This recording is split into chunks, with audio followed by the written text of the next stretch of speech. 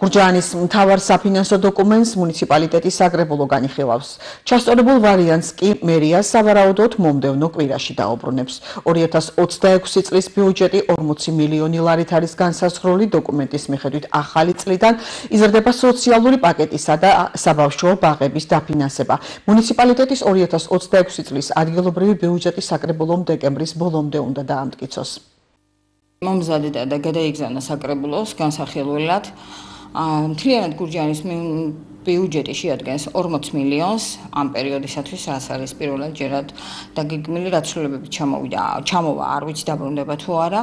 პრიორიტეტები ისევ და ისევ ინფრასტრუქტურა, სოციალური დასუფთავება, განათლება, ანუ გათვალისწინებული არის მთლიანობაში ხალხის ის მოთხოვნები, რომლებიც დღეს წარმოიშვა მათი ცხოვრებიდან, გათვალისწინებული არის სოფლის პროგრამაში ინფრასტრუქტურულ მუხლით, სოფლის პროგრამაში შევსებები, იმიტომ რომ ვიცით რომ გამოიყოფა განკარგულებით თანხა, იმას უკეთდება ადგილობრივიდან შევსება, იმიტომ რომ მაქსიმალურად იქნას ყველა პროექტი სრულყოფილად სამუშაო შესრულებული.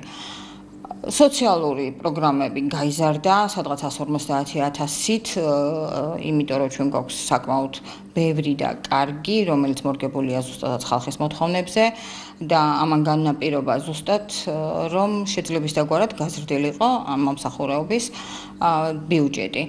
დანარჩენი თითქმის განათლება, ბაღების სუბსიდიაც იზრდება.